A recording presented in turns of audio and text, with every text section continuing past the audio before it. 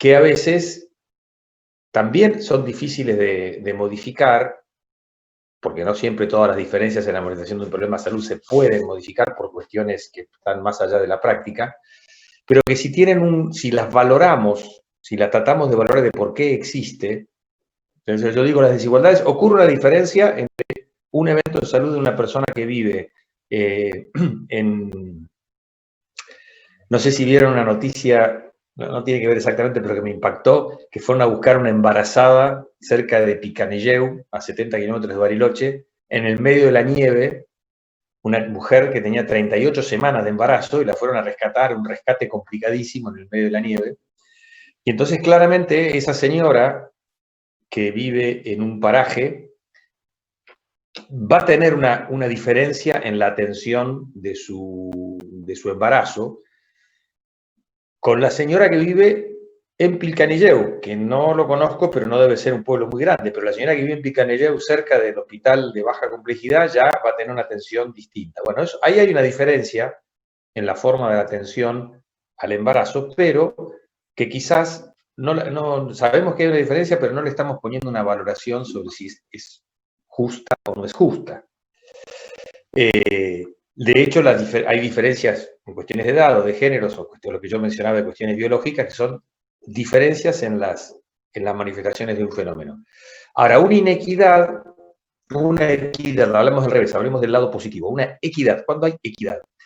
Que es un concepto que no solo se menciona en salud, ¿no? La equidad o inequidad es un concepto que tiene que ver, yo diría, socioeconómico, tiene que ver con cuestiones socioeconómicas. Las sociedades más justas son más equitativas y las sociedades más injustas son más inequitativas.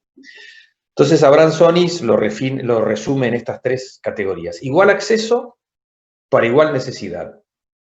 Si yo soy una mujer que estoy embarazada, debería tener un control del niño sano, un control del embarazo durante todo mi embarazo y un acceso a un parto en condiciones seguras y respetado. Vivo a 70 kilómetros de Picanilleu o vivo al lado de la Clínica Pasteur en Neuquén o al lado del Hospital Mudiaki en Chiporetti. Por otro lado, la utilización de los recursos, que sea igual reutilización de recursos para igual necesidad. Si la atención del embarazo requiere un médico, un tensiómetro, un laboratorio, una ecografía obstétrica, sí, obstétrica digo bien, bueno, debería tener, si es necesario, porque eso hace a la calidad de la atención, debería, independientemente del lugar donde esté, tener acceso a ese recurso. Y el que hace la ecografía, la obstetra que me atiende, o la calidad de la cama del lugar donde se va a hacer el parto, debería ser similar para todos. Esto es la definición de equidad. Si tengo una necesidad de salud, la atención debería ser lo más similar posible, los recursos que se apliquen en mi atención deberían ser muy similares y la calidad deberían ser muy similares. Si no exactamente iguales, muy similares. Y como mínimo, cumpliendo estándares quizás mínimos o un poco más de mínimos, ¿no? Alguien fija que el estándar para la atención del control del embarazo son 7, 5 cosas que hay que tener: un médico, un tensiómetro, una balanza, 3 controles, 4, 5, un control mensual, 2 ecografías, una en el primer trimestre y una en el otro trimestre, en fin, bueno, hay estándares mínimos, esos estándares mínimos deberían estar garantizados para todos. Entonces, dando vueltas un poco más sobre este concepto, de la equidad de salud tiene que ver que las necesidades de las personas, como se dice en la OMS, guían la distribución de las oportunidades para el bienestar. Recordarán la famosa frase: donde hay una necesidad hay un derecho. Después ahí alguno dígame quién la dijo. Las necesidades de las personas deberían dirigir la atribución de recursos. Donde hay más necesidades, deberíamos destinar más recursos. ¿Para qué? Para lograr el bienestar de la población. La equidad es un valor de tipo ético. Y acá mencionamos la palabra justicia distributiva. La sociedad genera recursos. y esos recursos deben estar distribuidos lo más equitativamente posible. Unos poquitos no se pueden llevar mucho y unos muchos no pueden quedarse sin nada. Obviamente, esto lo vemos, ¿no es cierto?, que es así, la distribución de los recursos de la sociedad no es equitativa, pero hay diferencias, ¿no? Todos podemos observar que hay diferencias en los distintos países y en las distintas regiones del mundo. Hay sociedades donde la distribución de los recursos es más equitativa y otros no. Y otro factor importante es la cuestión que se enlaza acá, son los derechos de las personas, los derechos humanos. Cuando hablamos de derechos humanos y el derecho a la vida, el derecho a un trabajo digno, el derecho a la educación, el derecho a una vivienda, probablemente solo se pueden lograr si hay una distribución adecuada de los recursos. Porque si no, o sea, para que las personas puedan tener sus derechos, puedan ver sus derechos satisfechos, se necesitan recursos. Recursos para tener un sistema sanitario, recursos para tener un sistema educativo, y esos recursos necesitan ser distribuidos, porque la generación de recursos no es igual en los distintos lugares del país y en los distintos grupos de personas. Entonces alguien tiene que hacer la acción de distribuir los recursos. Y otro concepto aquí que vemos es la justicia social, que tiene que ver con el componente, tiene que ver con la justicia distributiva, tiene que ver con esta cuestión de que no haya privilegios, o al menos privilegios excesivos, que haya. Vamos a la parte de arriba, que haya distribución de recursos de acuerdo a las necesidades, que sea una distribución justa y que haya una justicia social, que no haya diferencias enormes en la población. Entonces acá vemos este cuadrito que el lado del lado de la izquierda, vamos a decir la famosa igualdad de oportunidades, todos tienen un cajón para y después depende de cada uno. Y la equidad, esto es lo que representa la equidad. Aquí vemos que cada uno según su necesidad. El que tiene mucho, en este caso el tener muchos altura, va a recibir un poco menos, y el que tiene poco va a recibir más. Ese es el concepto de equidad. Lo que hace que todos tengan el mismo derecho de ver el partido, ¿no? El derecho de ver el partido, si yo solamente les doy a todos por igual, no voy a lograr el objetivo de que todos tengan, por ejemplo, un derecho a la salud de calidad, de acuerdo a sus necesidades. Entonces, la distribución de recursos va a tener que ser, quizás podemos decir, desbalanceada, pero desbalanceada hacia el lado de los que menos tienen. Hoy en día, el desbalance es al revés, digamos, ¿no? El desbalance va para los que más tienen. Entonces, un concepto de inequidad es que una desigualdad, una diferencia, la manifestación de un problema de salud se convierte en una inequidad cuando es injusta, innecesaria y evitable.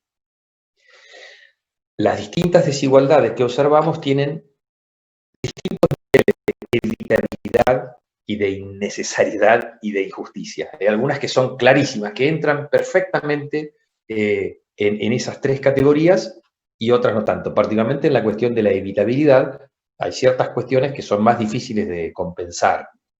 Que sea más difícil de lograr no significa que no la tengamos en cuenta, que no la sepamos y que permanentemente vayamos hacia solucionarlas. No se puede solucionar todo en forma perfecta. Ninguna sociedad lo logra, pero tenemos que ir en camino hacia. Y hay caminos que no nos llevan hacia eso. Si yo le quito las pensiones a todos los discapacitados, octubre, no sé cuánto, del 2016, saco las pensiones de discapacitados y no voy a lograr una adecuada equidad en salud. Bueno, sí, pero hay algunos que no eran discapacitados y la cobraban. Sí, hay errores, sin duda. Hay errores, pero si yo se las quito a todos, tampoco parece ser el mejor camino. Entonces, a veces se hace tabla rasa para decir, entonces no le damos nada a nadie, y en el camino somos muy injustos. Hay que enmendar los errores y tratar de ir hacia un lugar, digamos, ¿no?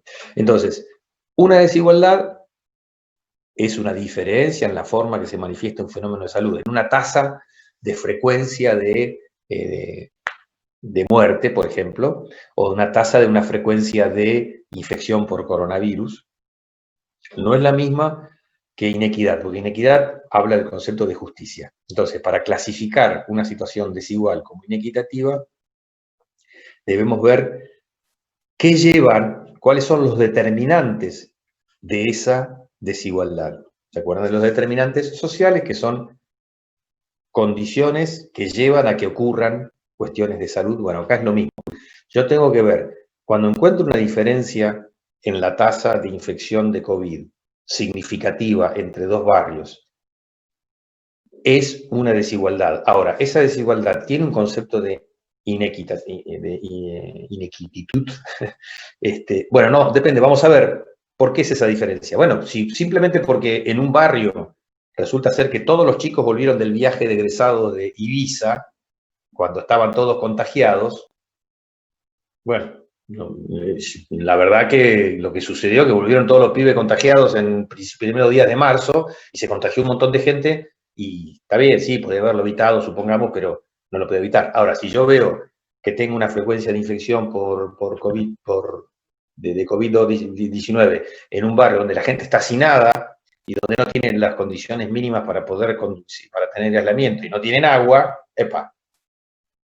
Entonces ahí podemos ver como dos diferencias. Dos desigualdades de frecuencia de un evento en salud, pero en uno no podía hacer mucho y en la otra claramente lo que hay es una serie de determinantes de la salud: pobreza, marginación, condiciones sociales y de educación que llevan a que se manifiesten de manera distinta el fenómeno de salud. Ahí hay una cuestión de justicia. Es injusto que las personas tengan que vivir en un barrio hacinado, sin agua, y 8 o 10 personas en una habitación. Eso no está bien. Entonces, como acaban de ver en mis palabras, la inequidad califica, está mal. Una palabra sería, una inequidad es algo que está mal. No es un concepto muy sociológico decir que está mal, ¿no? Tratamos de ir un poco, hacerlo un poco más técnico o más científico, pero podríamos decir que una inequidad en salud está mal que esté ocurriendo eso. Está mal que las personas se vean en condiciones de vida de ese tipo, no está bien. Claro que no se soluciona de un día para otro, porque eso lleva años, lleva años. Pero también que lleve años indica que hay un problema de distribución de recursos, porque no es una cuestión de que sucedió ayer por una inundación y de golpe todos se quedaron sin casa, no, lleva años. Y entonces, si lleva años, es que nadie se ocupó completamente de resolverlo, ¿no? Así que la inequidad califica las diferencias como injustas, inevitables e innecesarias. Volvemos de vuelta, la inequidad, las inequidades se reflejan, por supuesto, en desigualdad en los resultados de una población. Por ser injustas, innecesarias y evitables, terminan habiendo grandes desigualdades en la forma en que la gente se enferma, es tratada y se muere. Por supuesto que la posición social, entendida como el hábitat, el nivel educativo, el acceso a un trabajo digno, el acceso a seguridad social, a agua potable, a servicios de cloacas, todas las cosas que genera una posición social de un grupo vulnerado, hace que tengan distintos niveles de salud. Entonces acá se imbrican, por supuesto, los determinantes de la salud con las inequidades. Claramente están muy, muy relacionados, ¿no? Los determinantes de la salud influyen mucho en que haya inequidades de salud. Y entonces decimos estructura social, económica, política, cultural, en fin, la geografía. Por supuesto que la inequidad tiene que ver con un problema de derecho. Porque si tenemos que el derecho a la salud, el derecho a la educación, el derecho a la vivienda, el derecho a un trabajo, a un ambiente laboral digno, el derecho a condiciones, al trabajo, son derechos humanos y muchos de ellos básicos, el derecho a la salud, si yo no puedo acceder completamente a esos derechos, si tengo una inequidad, perdón, hay una inequidad que está determinada por mi posición social, no estoy accediendo a mis derechos. Se combina todo con todo, digamos, ¿no?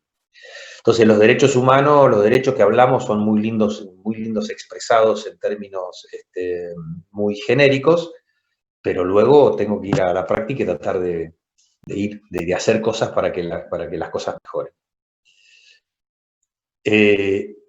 Bien. Decíamos, si yo observo una diferencia en un resultado de salud, tasas de incidencia de COVID, tasas de mortalidad cardiovascular, tasas de embarazo adolescente o de complicaciones durante el embarazo, veo las diferencias, ni hablar, digamos, más fácil todavía, las tasas de mortalidad infantil, ¿no? Que sabemos, y no sé si lo vimos o lo vamos a ver más adelante, o vemos ahora una diapositiva, en el norte de nuestro país la tasa es el doble o el triple de Capital Federal. Hay una diferencia. ¿Son inevitables? No, la diferencia en la tasa de mortalidad infantil de ninguna manera es inevitable, de ninguna manera. Totalmente evitable. Y es aceptable que ello ocurra porque hay condiciones geográficas que imposibilitan, son personas que viven en una tribu amazónica aislada que se defiende con uñas y dientes de que ingresemos a cambiarle su estilo de vida. No, no, de ninguna manera, porque hay muchas cosas para hacer. Si es inaceptable y si es injusta, esa primera diferencia que de los resultados de la salud se convierte en una inequidad. Entonces, por ejemplo, como dice aquí, con muy poquito dinero, 25 dólares centavos por día, se puede dar de comer a un niño que tiene hambre. Esto lo vemos el panorama en el mundo y vemos en África, que está todo rojo, que debe ser peor de lo amarillo, pero cuidado que en nuestra Argentina, también en Argentina pasa, digamos, hay chicos que tienen hambre, ¿no? 50% de los niños son pobres. Volvemos a la definición de pobreza, 50 o más por ciento de los niños son pobres. Y si estás en pobreza no te alimentas bien, y si no te alimentas bien, no vas a poder desarrollarte adecuadamente, no vas a poder aprender, ni vas a poder tener una vida útil. Ernesto, te están pidiendo los chicos si podés volver al anterior donde se mostraban tasas. No sé cuál es la diapo anterior. Me parece que no eran tasas. A ver, era como... No. Para que se me quedó trabada para ir para atrás. A ver. No, tasas. No, es la del niño que está escribiendo, me parece. Pero me parece que no son tasas, sino No, que... no, por eso, no, eso no dice nada, no. No, de tasas no dijimos nada, de inequidad. No, es la 12, dice. A ver. Ah, no, cuando fuiste dando las características de injusta, inevitable y... perdón, que es evitable y que es inaceptable. Bien. Fíjense, esto es lo que veníamos diciendo antes, ¿no? ¿Qué es una desigualdad? Diferencia en los resultados. Entonces, esa diferencia de resultados no tiene una valoración. Si yo ¿cómo la valoro? Digo, bueno, ¿es inevitable? Si es inevitable o potencialmente evitable, ya empieza a ser una inequidad. Y si es inaceptable que esto ocurra porque tenemos los medios, porque tenemos la tecnología, porque no hay una cuestión de fuerza mayor que impide acceder a solucionarla, se vuelve inaceptable e injusta y se vuelve una desigualdad. Entonces, bueno, yo les decía que con respecto al hambre, bueno, con una distribución no tremendamente, no muchísimo más, no significa hacer acciones tremendas, sí distribuir adecuadamente, llegar después a tener los recursos y que los recursos lleguen, ¿no? Lleguen a las personas. Pero, por ejemplo, la asignación universal por hijo es una manera de distribuir dinero a las personas que más lo necesitan. Las personas que consideran que son todos unos vagos y es un plan para que la gente no trabaje, bueno, les puedo asegurar 100% que esa persona probablemente nunca pasó hambre o tiene un sueldo del Estado o vive en nuestra zona, tiene mucho que ver con el Estado. Es proveedor del Estado o algo así y tiene su sueldo todos los meses y puede comer, seguramente. El que pasó hambre sabe que ese tipo de asignaciones son una manera de generar una equidad, por ejemplo, con respecto al hambre de los niños, por ejemplo, ¿no? Eso lo vamos a dejar ahí. Bueno, esto lo vamos a dejar lo vamos a pasar en honor a Anabela, porque habla del hambre. Entonces, en el caso del hambre, fíjense que cómo repetimos el esquema, ¿no? Hablamos de los determinantes sociales, después de las inequidades y después de los resultados en salud. Son como escaleras, ¿no? Entonces, los determinantes sociales pueden ser algunos de ellos estos factores estructurales que están aquí abajo: pobreza, género, los cambios climáticos que los sufren más los pobres. El calentamiento global lo sufren las personas más pobres, las que están cerca de las costas o las que sufren inundaciones y pierden sus cosechas. Y ese calentamiento global es por la producción excesiva, por el consumismo excesivo que lleva a tener que producir y producir y producir para gastar, gastar, gastar y gastar. Los que producen no pueden comprar los productos y los que los consumen no sufren las consecuencias de eso. Esos factores estructurales son como la base. A su vez, a veces hay cosas que desencadenan que se pongan las cosas bastante más. Bueno, hay uno que me dice que levantaban la mano. Como la violencia, las guerras o los desastres naturales llevan a que aparezcan de la desnutrición crónica a la desnutrición aguda y el hambre que lamentablemente hay en el mundo. ¿Cómo hacemos para medir las inequidades? Bueno, las vamos a medir como cualquier fenómeno socioeconómico. Vamos a usar indicadores, tenemos toda una clase de indicadores. Vamos a usar indicadores. Recuerden que tienen que averiguar quién dijo la frase donde hay derecho y una necesidad. Hay indicadores de morbilidad, que son indicadores de enfermedad. Entonces, la tasa de infectados por millón de habitantes es un indicador de morbilidad, cantidad de personas enfermas ya después lo vamos a ver. Bueno, ahí lo dice enfermedad. De mortalidad, tasa de mortalidad. Por ejemplo, en el caso del COVID, tasa de muertos por millón de habitantes. Y ya con este ejemplo del COVID ven la importancia de tener una tasa. Porque Chile tiene, no me acuerdo ahora, pero digamos, creo que tiene 6.000 muertos, 5.000, no, 9.000 muertos, pero tiene menos de 20 millones de habitantes. Y Argentina tiene 1.500 muertos, pero tiene 45 millones de habitantes. Hay que buscar algún número para poder comparar mejor. Brasil tiene 50.000 muertos, 60.000, pero tiene 200 millones de habitantes. Para eso se usan los indicadores y las tasas que ya vamos a ver. Bueno, este es un concepto complejo de valoración indirecta del análisis agregado de los indicadores promedio. Después te explico, si tenés tiempo, después te explico la frase, es medio compleja. Y por supuesto, las diferencias en los resultados finales de salud es lo que termina definiendo si hay inequidades o no. Esto que decía de la tasa de mortalidad, vamos a ver, creo que hay uno por acá, acá está. Mortalidad infantil. En más azulcito, mayor mortalidad. Entonces, esto no importa que sea el 2011, mejoró un poco, pero sigue siendo igual. La tasa de mortalidad por cada 1.000 nacidos vivos en Formosa, acá la tenemos, 21 por cada 1.000 nacidos vivos. En Neuquén, 7. 7 por 3, 21. 3 veces más. 3 veces más. Y en Capital, 8. Casi 2 veces y media más. O 14 en Jujuy. Bueno, esto es una inequidad en salud absolutamente. Si bien vemos aquí que las tasas de mortalidad infantil, que es la azul, ha ido una tendencia a la mejora, vemos que hay diferencias que son evitables, son injustas. Claramente esto es una inequidad en salud. De hecho, esto bajó hacia el 2014, por ahí tendió a bajar porque se pusieron en marcha una serie de mecanismos como el Plan Nacer y una serie de planes dirigidos y focalizados en las regiones que tenían mayor mortalidad infantil y se redujo bastante la brecha. Con acciones que no es que no eran nada del otro mundo, no eran acciones que costaron millones de dólares y hubo que comprar una tecnología increíble. Básicamente fue darle asistencia sanitaria, alimentación, control del embarazo y control del parto, que se puede hacer con un nivel de recursos relativamente bajos. Se puede hacer si tengo ganas de hacerlo, si no tengo ganas de hacerlo, no se puede hacerlo. Este mapa no debería ocurrir, deberíamos tener una diferencia de 1,5 veces. Si Neuquén tiene 7,5 u 8,8 Capital Federal, y bueno, Formosa podría tener 9, 9,5, porque hay algunas cuestiones de geografía que hacen que no la podamos sostener tan baja, pero no 21.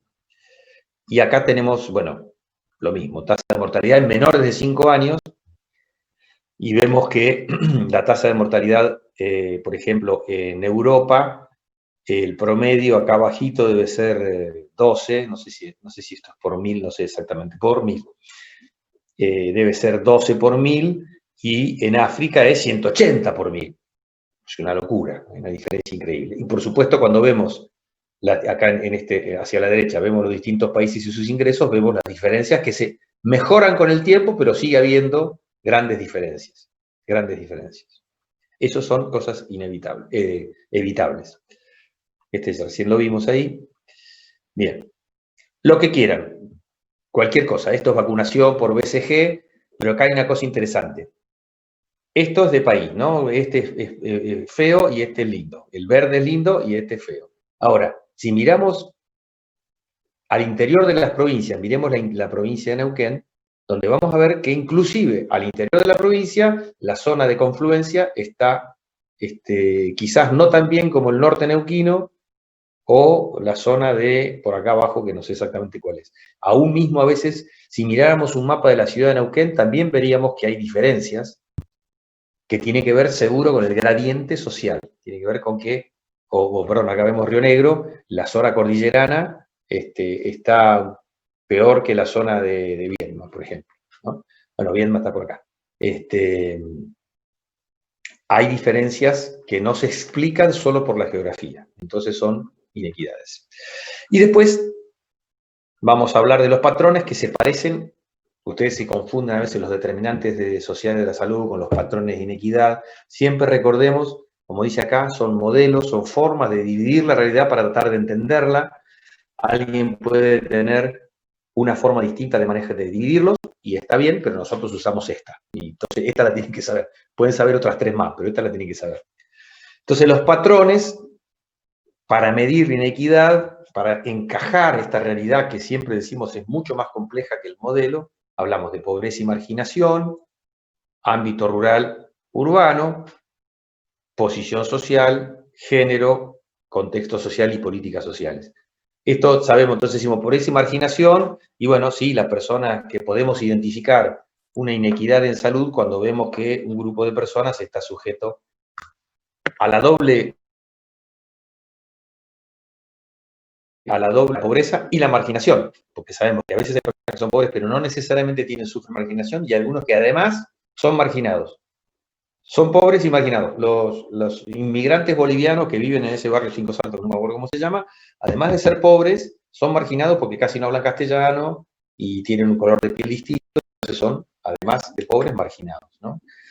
El ámbito urbano-rural, sabemos que las personas que viven en el ámbito rural van a tener más dificultades para acceder a la salud, en parte por la geografía, pero en parte porque los recursos están focalizados en las grandes ciudades.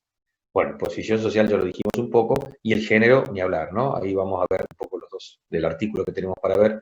Las cuestiones de género genera, por supuesto, mucha inequidad, lo vivimos hablando con determinantes, ahora seguramente vamos a hacer algún otro ejemplo. Entonces, bueno, esto son las mismas fotos o fotos parecidas que estuvimos viendo, ¿no? Claramente estas personas que viven con los chanchos ahí comiendo lo que pueden en medio de un barrial, sin servicios sanitarios básicos, sin agua, y allá arribita se llega a ver una construcción de material, hasta puede ser que sea un barrio que sea cerca de algún otro, como vimos la foto que presentaron algunos de ustedes. Por supuesto que el ámbito, bueno, esta no refleja lo mejor, porque acá lo que vemos atrás es un aeropuerto, donde seguramente hay un montón de servicios, no nos refleja los ámbitos urbano y rural, obviamente. Bien, esto vamos a dejar ahí. Bien, creo que acá estamos. Esto fue un repaso de las cuestiones. Ahí pedían alguna, no me acuerdo quién es, la diferencia entre patrones y determinantes, y Dayana pedía volver a una diapositiva donde nombraba los indicadores, que era la 23, me parece. No, indicadores. Los indicadores, perdón. Los indicadores hablamos un poquito. No te preocupes. Sí, eso se ve más adelante. Sí, no te preocupes que esto tenemos toda una clase para hablar de esto. Así que los indicadores ahora no te preocupes, vamos a hablar toda una clase. Así que eso no, por ahora no te preocupes. Diferencias. Patrones y determinantes. Marcos pregunta. Sí, quiero volver a la normalidad. Quiero volver a encontrarme con dejar de compartir, arriba. Sí, pero no, que no puedo abrir del todo la... A ver ahí. Capaz que yo te puedo. Sí, no, que no puedo ver la pantalla completa de la... A ver, si puedo yo. No puedo ver la pantalla completa, no importa. No importa, seguimos compartiendo mientras tanto, no hay problema. Bueno, las diferencias... ahí debe estar. Las diferencias... Decimos los patrones para entender... se parecen, porque obviamente si yo hablo de género, es un determinante social y es un patrón, es una categoría. Quizás los patrones, quizás podemos decir que son categorías para analizar la inequidad. Los determinantes son categorías para analizar los determinantes. O sea, la diferencia están muy imbricados, digamos. Decimos patrones como categorías. ¿Cuáles son los patrones de inequidad? Son las categorías en las que dividimos las inequidades sociales. Y cabalgan, es decir, se montan, son parecidos, son los mismos nombres en los determinantes, porque claramente los determinantes sociales determinan en gran medida, o prácticamente toda la inequidad que encontramos la vamos a encontrar reflejada en los determinantes sociales de la población que sufre inequidad. Entonces, no es que haya una diferencia. Cuando nosotros decimos, ¿qué patrones de inequidad conoce? Bueno, pobreza y marginación, ámbito rural. ¿Qué determinantes sociales conoce? Bueno, determinantes de la geografía, del género, son similares. Son similares. ¿Por qué? Porque están imbricados uno con otro, digamos. Así que, a ver acá, ahí está, a ver ahí. No logro ver en pantalla completa la... acá arriba, acá arriba. Ahí está, ahí está.